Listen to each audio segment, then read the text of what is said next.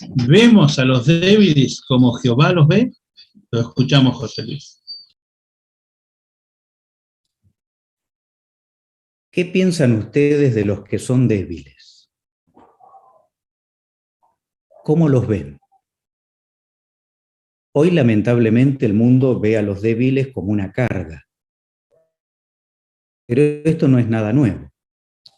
Cuenta la historia que en la antigua Esparta, en Grecia, a los niños que nacían débiles y enfermizos se los dejaba morir, porque nunca serían soldados fuertes. Una obra de consulta dice: cuando nacía un niño, el padre lo llevaba ante los mayores de su familia para que lo examinen. Si era sano, se lo devolvían para que lo críe. Si no, lo arrojaban a un pozo profundo. Qué triste final, pobre criatura. Parece ser que en la antigüedad tirar al pozo a alguien era una costumbre. Recién veíamos en una imagen a José, como vemos acá, a José lo tiraron a un pozo, a Jeremías lo tiraron a un pozo, a Daniel lo tiraron a un pozo, incluso con compañía. Vaya forma de sacarse de encima a los débiles. Ahora bien, ¿qué siente Jehová por los débiles? Vamos al primer texto, 1 Tesalonicenses, capítulo 5, versículo 14. Vean ustedes si aparecen en este texto los débiles. Dice 1 Tesalonicenses 5, 14: por otra parte, hermanos, les rogamos que adviertan a los indisciplinados, consuelen a los deprimidos, apoyen a los débiles y sean pacientes con todos. Bueno, según este texto, ¿qué grupo humano compone la congregación? ¿Qué grupo humano? Indisciplinados, deprimidos y débiles. Así que no nos sorprende y no nos cabe ninguna duda que en una congregación no todos sean fuertes. En la gran ensalada teocrática hay de todo. Pero hablemos de los débiles. ¿A qué se refiere el término débiles? Es aquel que tiene una fe débil y no predica, no comenta, ve todo negativo, vive desanimado, se ofende con facilidad o es muy susceptible, es rencoroso, le cuesta perdonar, le falta iniciativa o motor propio para servir a Dios. Su fe está débil. ¿Qué hay que hacer con el débil? Dice el texto: apoyen. No dice tiren al pozo, apoyen. ¿Por qué? Veamos por qué en 1 Corintios capítulo 12, versículo 22. 1 Corintios 12, 22. Dice: al contrario, los miembros del cuerpo que parecen más débiles son necesarios. Así que, ¿cómo ve Jehová a los que parecen débiles? Necesarios. Y acá compara a los miembros de la congregación con las partes de un cuerpo humano. Ustedes saben que años atrás era normal sacar el apéndice, por ejemplo, porque se creía que no servía para nada. Es más, llegaron a decir que el apéndice era un vestigio de la evolución.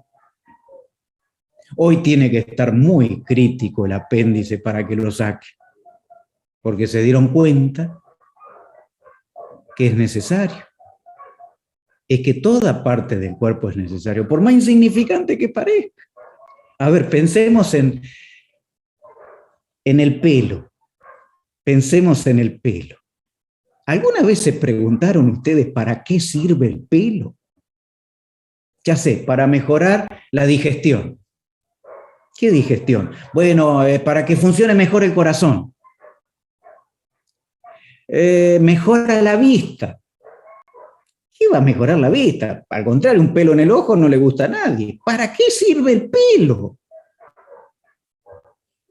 Y probablemente uno se dé cuenta de que no sirve para nada. Pero aún así, hermano, ¿quién quiere ser pelado? Y aunque sea para facha, porque los expertos dicen que para lo que sirve es para estética, qué importante que es el pelo, ¿no les parece? Los pelados, eso lo entendemos bien. Así que lo que para el hombre parece innecesario, resulta ser que es necesario. Y entonces Jehová, ¿qué te quiere decir con esto?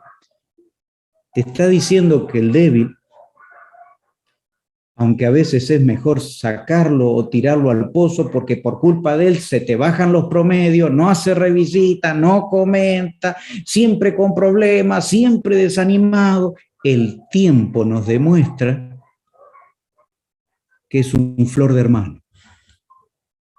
Y tal vez durante la cuarentena, del que menos lo esperaron fue el que más te ayudó.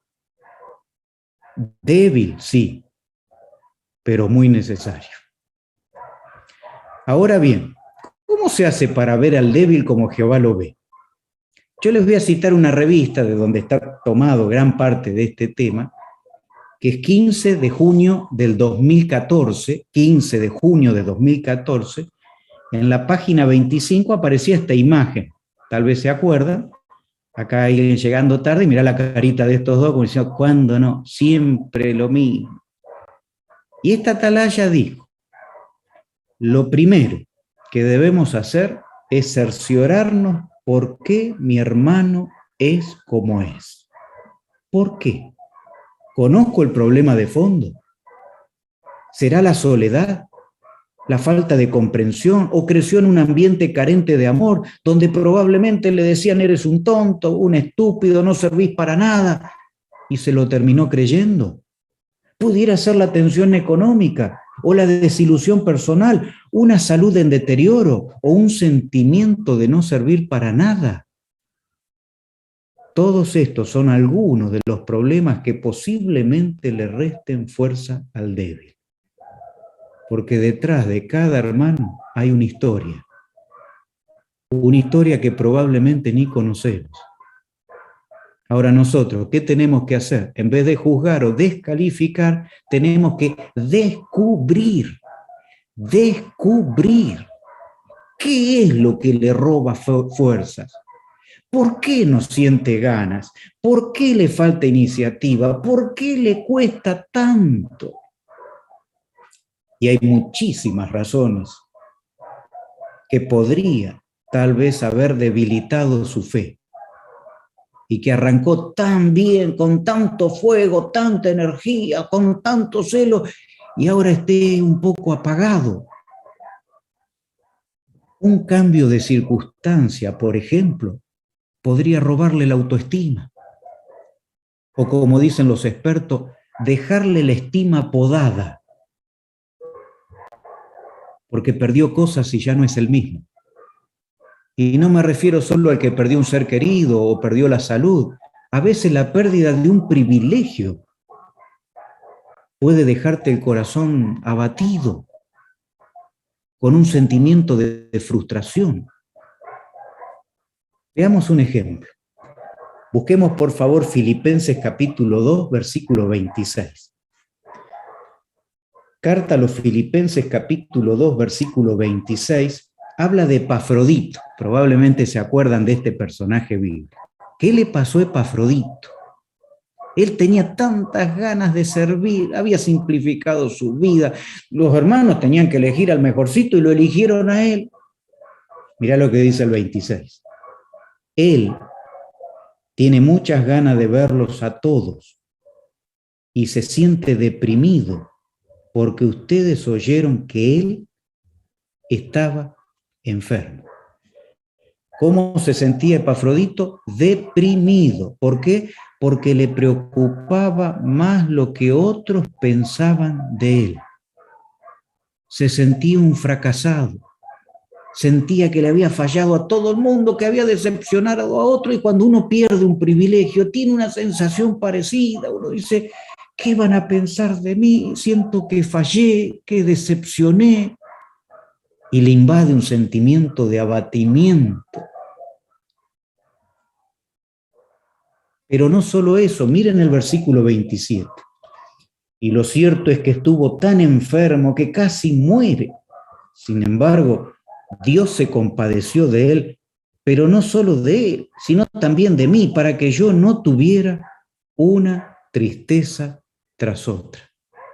Yo creo que estos versículos ustedes los entienden perfectamente, ¿no es cierto? Esta cuarentena nos ayudó a entender. A ver, el versículo 26, ¿qué dice? Él tiene muchas ganas de verlo. ¿Acaso no tenemos ganas de verlo? Pero ya no en cuadradito. Queremos vernos en persona, tenemos muchas ganas de vernos. El versículo 27 dice, estuvo enfermo que casi muere. ¿Acaso no tuvimos en la congregación hermanos muy enfermos y algunos casi se murieron y todavía están luchando con las secuelas del COVID? Y el versículo 27 al final, no tuvimos una tristeza tras otra. Probablemente no habíamos asistido a tanto funeral en estos 2 últimos años como en todas. Capaz que nunca en la vida tuvimos tanto funeral, una tristeza tras otra. Creo que entendemos perfectamente por qué le había causado abatimiento o depresión a este hombre. ¿Cómo se lo podía ayudar? Versículo 29. Así que recíbanlo como suelen recibir a los seguidores del Señor, con mucha alegría, y tengan siempre en alta estima a hombres como él. ¿Qué había que hacer? Comprenderlo, tenerle alta estima.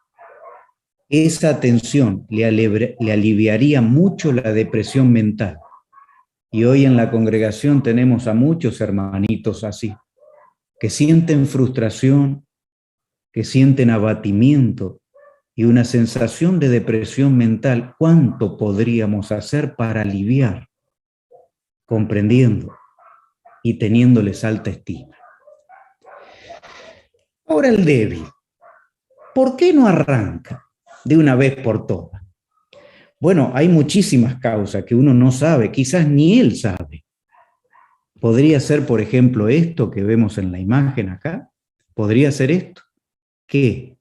¿Víctima de la desnutrición? ¿Podría ser víctima de la desnutrición? Ustedes saben que un niño mal alimentado es un cerebro limitado. Se lo ha comparado a abrir la puerta del horno y si el bizcochuelo quedó crudo, por más que vos prenda el horno y vuelvas a meter, no lo arreglás con nada. Así le queda el cerebro a una persona cuando en su niñez estuvo mal alimentado. ¿Podría ser esto?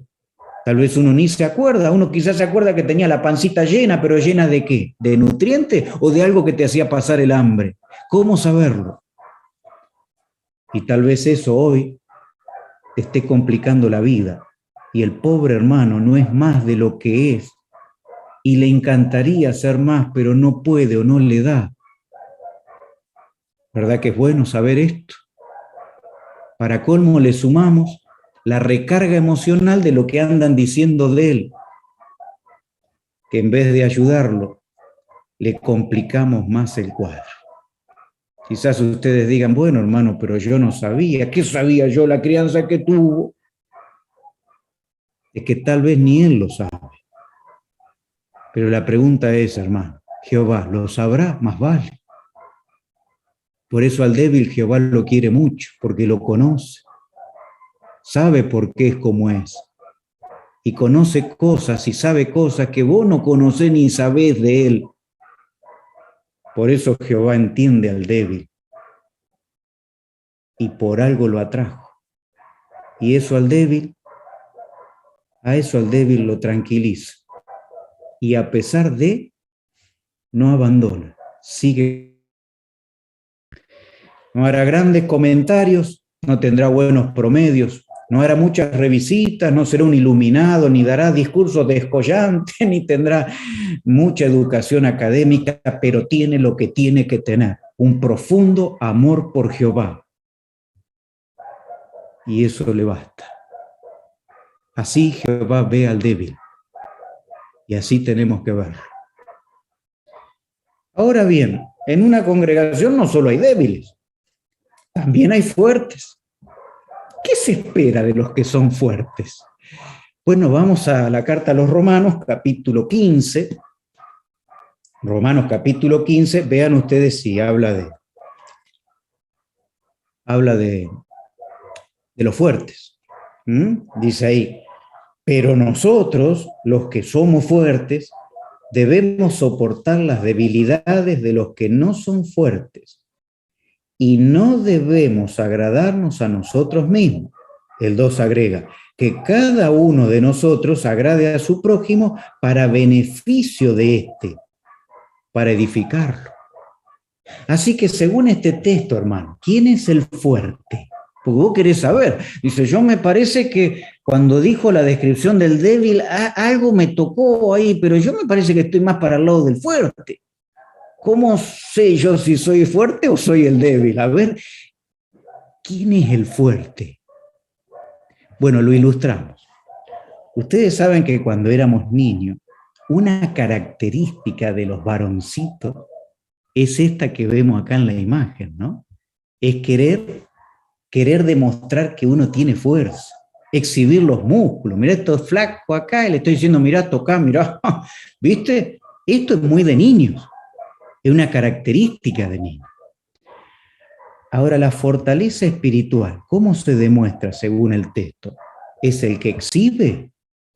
No, dice el texto, es el que soporta. Quiere decir que el fuerte es el que soporta lo que yo soporto al ayudar a otro, eso es fuerza. O sea, aquel que le dice, agarrate de mí, sostenete bien que yo te llevo. Ese es el fuerte. Como vemos en esta otra imagen, seguramente ustedes se acordarán de esta historia. Acá lo vemos a Moisés con la vara en alto y el pueblo de Israel batallando, pero llegó un momento que no aguantaba más y lo tuvieron que soportar Aarón y Hur. Yo pregunto, hermano, a ver, pregunto. ¿Quién de los tres es el débil acá? Y Moisés. ¿Cómo Moisés? Si era el líder de Israel, pero en estos momentos estaba débil. ¿Y quién es el fuerte? Y el que lo sostiene. Uno de ellos era Hur. ¿Y quién era Hur? ¿Qué sé yo? Era uno del pueblo. No hace falta tener grandes privilegios para ayudar a otro. Pero él fue el fuerte, porque soportó al débil. Por lo tanto, si yo digo, esto a mí no me aplica porque yo hago revisitas, yo predico, tengo mi estudio personal, comento, doy lindos discursos, yo no soy débil, pero no hago nada por el débil, soy tan débil como el débil, porque no tengo las fuerzas para hacer nada por el otro. En efecto, el fuerte no es lo que yo soy para el otro, es lo que yo hago por el otro. Vuelvo a repetir, el fuerte no es lo que yo soy para el otro, sino lo que yo hago por el otro. Y a cualquiera de nosotros nos puede pasar, hermano, atravesar una crisis y necesitar que otro lo ayude, por más privilegio o puesto de confianza o que uno tenga. Mirá, Moisés, recién lo acabamos de ver. ¿Sabés cuántos tratorcitos viejos han sacado camiones fuertes y nuevos, encajados en el barro? Bueno, ya que hablamos de alguien en el barro, veamos un ejemplo. Busquemos ahí Jeremías capítulo 38. Jeremías capítulo 38. Este era un camioncito, era un 4x4, era Jeremías, ¿no? Profeta de primerísimo nivel. Pero miren qué le pasó acá en el versículo 6. Así que agarraron a Jeremías y lo arrojaron en la cisterna de Malquilla, el hijo del rey, en el patio de la guardia. Lo bajaron con sogas, evidentemente lo lastimaron porque las sogas seguramente lastimaron sus axilas. En la cisterna no había agua, solo fango, y Jeremías empezó a hundirse en el fango. Mirá dónde estaba Jeremías, ¿a dónde? En un pozo. ¿Y qué le estaba pasando? Cada vez se hundía más. Axilas lastimadas, hundiéndose, y ahora, versículo 10. Entonces el rey le ordenó a Ebed-Melech el etíope: llévate de aquí a 30 hombres y saca al profeta Jeremías de la cisterna antes de que se muera. Así que ¿cuánto se necesitó para ayudar a Jeremías? Por lo menos 31. 30 hombres y Ebed-Melech. Y como vemos acá en la imagen, ahí, versículo 12 y 13, entonces Ebed-Melech el etíope le dijo a Jeremías: por favor, ponte los trapos y los pedazos de tela entre las axilas y las sogas, porque estaba lastimado. Jeremías lo hizo, y ellos lo fueron subiendo con las sogas y lo sacaron de la cisterna, y Jeremías se quedó en el patio de la guardia. Lo sacaron. Ahí, como vemos la imagen, mira, está Ebed-Melech, que está de blanco acá, los otros sacándolo, tirando ahí con toda su fuerza, y los trapos gastados bajo sus axilas para no lastimarlo más de lo que estaba. Bueno, pregunta, hermano, ¿pudo Jeremías salir solo? Imposible. Cuando uno está en un pozo emocional, solo no se puede salir. ¿Qué necesitó Jeremías? Tres ayudas. Número 1, ayuda profesional bien dirigida. Ebed-Melech no era cualquiera, sabía lo que hacía. Tal vez usted diga: y hermano, yo busqué ayuda profesional, pero estoy peor que antes. No fue muy profesional que digamos, buscaste ayuda. Pero uno tiene que buscar buena ayuda, porque la idea es que te alivien y no te dejen igual lo peor. Ebed-Melech sabía lo que hacía, y los trapos gastados que usó fue para aliviarlo y no para empeorarlo. Segunda ayuda, la ayuda de 30 hombres. Esto indica que se necesita la ayuda de muchos hermanos fuertes, con empatía, dispuestos a ayudar. 1 o 2 hermanos no pueden hacer nada, se necesitan muchos, pero con empatía equilibrada, porque ustedes saben que hay 3 tipos, 3 niveles de empatía. A ver, la vamos a mencionar. Tal vez vos digas: yo tengo empatía, pero a ver cuál de las 3. Primero, el bajo nivel de empatía es aquel que se aleja del pozo y cree que no es responsable de dar ayuda. Para eso están los ancianos. Ese tiene bajo nivel de empatía, porque los ancianos no son los únicos responsables de ayudar, vos también. Entonces, hay empatía porque lástima siento, me da pena, pobre, ¿cómo está? Pero bueno, no es mi responsabilidad. Ese tiene bajo nivel de empatía. Con sentir pena no hacemos nada. Después está el exceso de empatía, es aquel que se tira al pozo con él y lo bombardea con consejos: vos tenés que hacer esto, tenés que hacer aquello, yo hice así, pude salir. Esto tampoco ayuda, porque le demuestra al otro que vos pudiste, pero él no puede. Pero después está la empatía equilibrada. ¿Cuál es? Es aquel que se imagina en la misma situación y le tira una soga.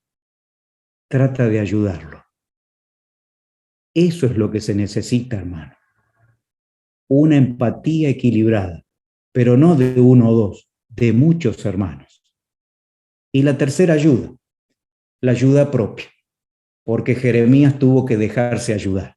Y si vos no te dejás ayudar, por más esfuerzo que haga un profesional o los hermanos, no vas a salir. Porque el texto dice: y Jeremías lo hizo. Él se agarró, él prestó atención a las indicaciones, se aferró a Jehová y finalmente lo sacaron. Si uno ha caído en un pozo emocional, estas 3 ayudas son fundamentales. Pero el débil solo no puede. El fuerte es aquel que no se agrada a sí mismo, sino que hace cosas por el otro para ayudarlo a salir. Será cuestión de pensar entonces en la congregación. ¿Hay alguno que últimamente le está costando, que ya no predica tanto como antes o no se reúne? ¿Qué puedo hacer por él? Tal vez no hace revisita, no decirle qué tiene que hacer, eso es fácil, hacer con él. Hagamos juntos hasta que logre él agarrarle la mano y que pueda disfrutarlo. Le cuesta comentar, preparemos juntos. ¿Cómo se hacen los comentarios? ¿Cómo animarse? Incluso preguntarle al conductor. No se conecta a las reuniones. ¿Qué pasa? ¿Por qué? ¿En qué te puedo ayudar? Hacernos disponibles. ¿Será el dispositivo? ¿Te olvidaste? ¿En qué puedo ayudarte? Te volvió a fallar. Te volvió a fallar. El débil suele fallar. Perdonarlo. Que recuerden que la atalaya dijo: perdonar no es olvidar, sino renunciar al derecho a vengarme. Es soltar un prisionero y descubrir que el prisionero era yo. Y me encantó esta. Es como alguien que se mete en tu casa, un usurpador. ¿Qué hace? Y lo sacás. Bueno, el perdón es la llave que abre tu corazón para echar a aquel que se metió por la fuerza. Porque si el rencor permanece, endurece. Por lo tanto, el perdón le hace bien al débil y al fuerte. ¿Cuánto podemos hacer por los débiles, hermano? Y ustedes lo están haciendo bien. Ustedes son como los 30 hombres que ayudaron a Jeremías, porque es una congregación preciosa. Enseguida se preocupan, tienen 5 irregulares este semestre y ya estaban preguntando cómo podemos ayudar a los inactivos que empiecen a predicar de nuevo, porque es un requisito para salvar la vida, rendir servicio sagrado constantemente. ¿Cómo podemos ayudar? Bueno, será cuestión de pensar y aprovechar tu fortaleza espiritual para tenderle una mano. Y hoy más que nunca, hermano. Porque si al débil lo descuidas, lo perdemos. Lo perdemos. La pregunta que surge es: ¿y hasta cuándo hay que apoyarlo al débil? Bueno, ¿se acuerdan el primer texto que leímos que decía apoyen a los débiles? ¿Cómo sigue diciendo? Y sean pacientes. Y sean pacientes. La misma atalaya que le cité en la página 27 dice: se necesita tiempo para que el débil salga a flote. Es un proceso lento. Mientras tanto, le tenemos paciencia, lo amamos tanto como si fuera fuerte. Cuando se despliega esa clase de amor, la congregación en conjunto se fortalece. Y sí, hermano, porque funcionamos con ánimo. Funcionamos con ánimo. Necesitamos que nos arenguen. Vamos que vos podés, vamos que vos tenés potencial, lo vas a lograr, dale para adelante, no te rindas. Así se logra más. Se corre más en grupo que cuando uno corre solo. Nosotros con Ruth salíamos todos los días a correr, hasta que Ruth se lesionó. Después seguí corriendo solo yo, ¿cuánto? Una semana, después no me dio ganas. Porque cuando uno corre junto, se va animando, cuando querés acordar ya llegaste a casa. Y en la carrera por la vida, hermano, si el débil corre solo, se cansa y lo perdemos. Pero si corremos juntos, animándonos, llegamos más rápido a casa, llegamos más rápido al nuevo mundo.